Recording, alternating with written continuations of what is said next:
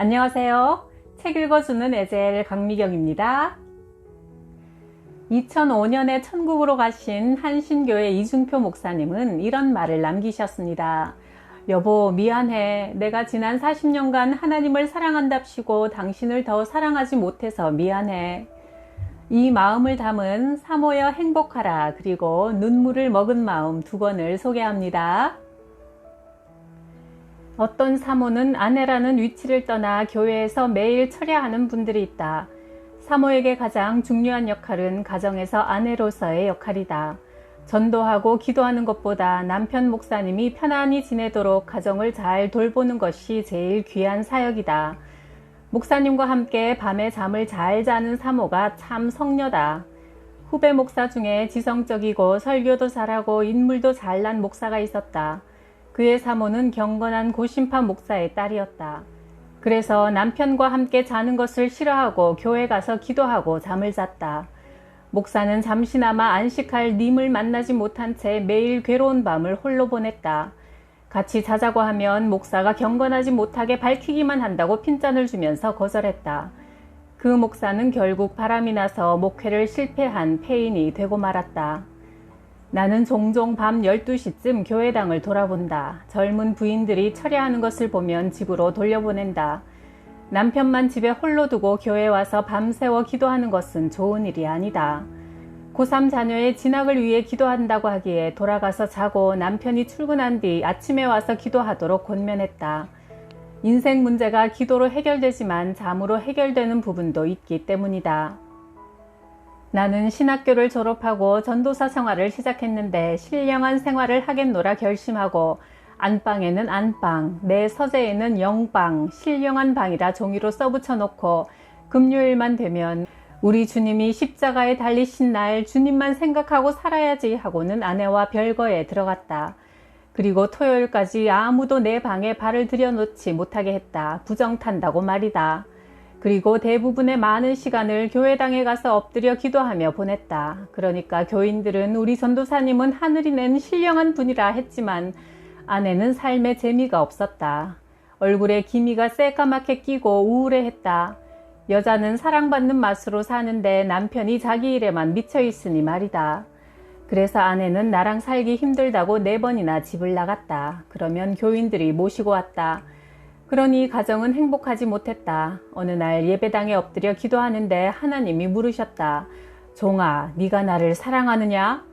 주님, 제가 주님을 사랑해서 이 자리에 엎드려 있나이다. 주님이 알지 않습니까? 신랑이 신부를 사랑하듯 주님은 저를 사랑하십니다. 종아, 그러면 신랑이 신부를 어떻게 사랑하는지 네가 아느냐? 나는 대답하지 못했다. 내게는 밥 짓고 빨래해주고 한 방을 같이 쓰는 여자가 있었지만 사랑하는 신부는 없었다.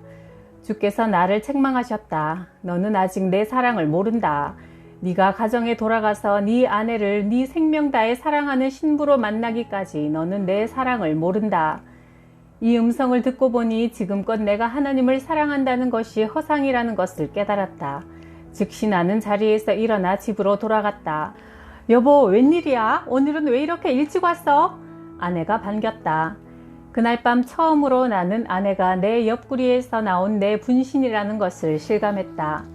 나는 오랫동안 그런 생각을 못하고 살았다. 아내가 어디 아프다고 해도 나는 건넌방에 가서 기도만 하고 내버려 두었다. 완전히 따로 놀았다. 그런데 이 은혜를 안 후에 아내가 아프다고 하면 내 몸도 아팠다. 이제야 비로소 한 몸이 되었다. 그 순간 주님이 감동을 주셨다. 종아, 너는 이제 내가 너와 늘 함께 있으며 내가 네 안에, 네가 내 안에 있는 임마누엘의 의미를 안다. 이 사실을 깨달은 이후로 교회보다 내 아내가 더 소중해졌다. 지금도 내 아내가 한신교회를 떠나자 하면 미련 없이 떠날 것이다. 한신교회는 나 없이도 일할 목회자가 얼마든지 있지만 내 아내는 내가 사랑하며 함께 살아야 할 유일한 존재이기 때문이다. 이 사실을 깨닫고 나는 아내를 쳐다보며 눈물이 흐른다. 무심한 사나이, 무정한 남편인 내게 이런 변화가 온 것은 나도 모를 신비한 은혜다. 사람이 부모를 떠나 그 아내와 합하여 둘이 한 몸이 될지니 이 비밀이 크도다. 내가 그리스도와 교회에 대하여 말하노라. 에베소서 5장 31, 32절. 내가 아는 목사는 강남에서 교회를 개척하여 교회가 크게 부흥했는데 신방을 마치고 집에 돌아오면 전쟁이 났다. 아내가 오늘은 어느 여집사와 다녔어요? 이쁜 집사 데리고 신방하니 기분 좋아요? 하면서 남편 목사와 언쟁하다가 급기야 남편 머리채를 잡고 길거리까지 나와서 소리쳤다. 그 목사는 창피해서 그 교회를 떠나 다른 곳에서 목회를 시작했으나 결국 실패했다.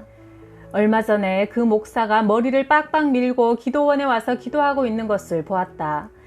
사실 교인들 가운데 가정에서 사회에서 스트레스 받는 사람들은 교회에 와서 전부 목사한테 사랑받으려고 한다. 교인들이 은혜를 받으면 또 목사를 얼마나 좋아하는지 무서울 정도다. 나같이 못나고 인기 없는 목사도 때로 여집사들이 볼에 기스 뽀뽀를 하고 얼굴 화장을 옷에 묻힐 때는 아내에게 미안한 생각이 든다. 그러나 아내가 내 마음 중심을 알고 있기에 지금까지 우리는 말썽 없이 잘 살아왔다. 목사가 지치고 힘이 들면 아내를 어머니처럼 의지하려 한다. 어린아이가 되어 집으로 돌아간다. 그때 아내는 외롭고 허전하고 기댈 곳 없는 목사에게 세상 어디에도 없는 안식처요, 위로자요, 든든한 반석이 된다. 숭고한 사명을 받은 아내들이여, 하늘이 낸 천사들이여, 그대의 남편을 위로해 주시길 바란다. 위로받는 사람보다 위로하는 사람이 더 위대하다.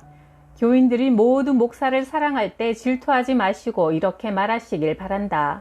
여집사들이여, 목사님이 낮에는 여러분의 애인으로 만나주지만 밤에는 내 남편으로 돌아오니 나는 걱정하지 않는다오.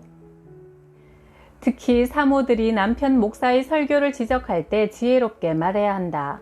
여보, 오늘 설교에 참 은혜 받았어요. 그러고 나서 남편이 기분이 좋을 때 그런데 이렇게 했으면 더 좋을 뻔했는데 좀 아쉬워요 하면 된다. 목사는 설교가 끝나면 마음이 텅 빈다. 교인들에게 은혜를 끼치지 못했다는 아쉬움 때문에 공허한 마음으로 내려오는데 거기에 한마디 거들면 머리가 아프고 낙심이 된다. 이것은 목사만이 가지고 있는 비밀이다. 나도 종종 도망치고 싶은 생각이 든다. 교인들은 은혜 받았다고 말하지만 스스로 마음의 감동이 크게 없고 확신 없이 전할 때면 자신감을 잃게 된다. 그런데 한 장로님이 나가면서 목사님 참 은혜 많이 받았습니다 하면 너무나 고맙다. 사모 역시 잘났든 못났든 내 목사는 내가 살려야 한다. 다른 목사 찾아봤자 소용없다.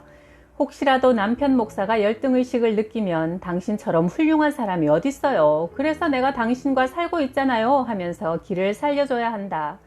아내들이여, 기도 많이 안 해도 괜찮으니 남편의 길을 살려주시길 바란다. 이 세상 다 나를 무시해도 아내만은 인정하고 존경해 주리라 생각했는데 무시당하면 죽고 싶은 마음뿐이다. 그런 면에서 내 아내는 항상 말 한마디를 해도 나를 살려주는 표현을 한다. 그래서 아내를 볼 때면 기분이 참 좋다. 다른 집회에 다녀와도 어느 목사가 참 설교 잘하더라고 이야기하면 안 된다. 그저 은혜 받았다고만 하라.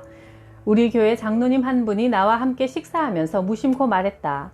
오늘 방송 설교를 들으니까 아무개 목사님이 설교를 참 잘합디다. 그래서 내가 그랬다. 그 목사님 설교가 그렇게 좋으면 그 교회로 가십시오. 그러자 나보다 더 훌륭한 장로님이 목사님 죄송합니다 하고 바로 사과했다. 서로 비교하지 않고 살아야 행복하다. 후배 목사가 한 번은 나를 찾아왔다. 목사님 고추를 좀 팔아주세요. 고추 농사를 지었는데 농촌에서 고추가 안 팔려서 가져왔습니다. 나는 고추 20부대를 가져다 놓고 교인들에게 말했다. 이 고추를 사드세요. 우리가 예수님 덕에 구원받았으니 가난한 자에게 사랑을 베풀어야 합니다. 고추 판 돈을 후배 목사에게 주면서 고춧값 여기 있네, 힘내 하고 한마디 덧붙였다. 고추를 많이 팔아주어도 교인들은 그것으로 행복하지 않네. 그러면 어떻게 해야 합니까? 교인들이 은혜를 받도록 해야 하네. 어떻게 은혜를 받게 해야 합니까? 십자가에서 죽고 부활하는 사건을 내 것으로 체험하는 은혜를 설교를 통해 받도록 해야 하네. 목사는 설교로 교인들을 행복하게 만들어주기 위해 생명을 걸어야 한다. 목사의 설교에는 자기 죽음과 부활의 고백이 있어야 한다. 그래서 교인들이 목사의 얼굴만 봐도 은혜가 되고 목사 생각만 해도 눈물이 나고 예수님을 보는 것처럼 되어야 한다. 이것이 설교자의 운명이다. 나는 18세 되던 해 물로만 배를 채우다가 영양실조로 폐병이 들어 피를 토했다. 폐병이 들어 죽게 되자 친구가 와서 말했다. 폐병은 불치병이라 너는 곧 죽는다. 예수 믿고 천당이나 가라. 그래서 교회를 찾아갔다. 수고하고 무거운 짐진 자들아 다 내게로 오라. 내가 너희를 쉬게 하리라. 마태복음 11장 28절. 교회 간 첫날 이 말씀을 들으면서 예수여, 수고하고 무거운 짐을 진 폐병쟁이가 왔습니다. 저를 살려주소서. 그러면 당신을 위해 살겠나이다 하고 얼마나 울면서 기도했는지 모른다. 그리고 그 다음날 새벽부터 피골이 상접한 몸으로 십리길을 몇 번씩 쉬어가면서 걸어 새벽 기도회에 참석했고 서서히 각혈이 멎어들더니 몸이 회복되는 은혜를 받았다. 그리하여 나는 예수와 함께 죽고 예수와 함께 사는 목사가 되었다. 고부에서 목회할 때 한 여인이 혼자 외딴 움막집에서 행상으로 근근히 살아가고 있었다. 어느 주일 그분이 보이지 않아 신방을 가보니 추운 날씨에 감기 몸살이 나서 탈진 상태로 누워 있었다. 간절히 기도해주고 부엌에서 따뜻하게 물을 끓여 마시게 했더니 눈을 뜨면서 이제 죽지는 않을 것 같아요 했다. 그리고 나는 그 집을 나왔다. 그러나 그녀를 그냥 두고 가면 오늘 밤 죽을지도 모르겠고 그러면 나는 강도 만난 자를 피해 지나가는 제사장이나 레위인처럼 된다는 신앙 양심의 가책이 들어 다시 그의 집으로 들어가서 그를 등에 업고 시내 보건소까지 십리길을 걸었다. 마치 내가 선한 사마리아인이 된 기분으로 등에 업었으나 실상은 정말 힘든 일이었다. 기운도 붙였고 사람들이 쳐다보니 창피한 생각도 들었다. 몇 번씩이나 쉬면서 걸어가는 내 마음은 애환이 교차했다. 착한 일을 한다는 자위감은 있었으나 너무나 힘이 들고 지쳤다. 게다가 그가 내 등에 더러운 물을 토해내는 순간 언짢아 하는 내 본성이 드러났다.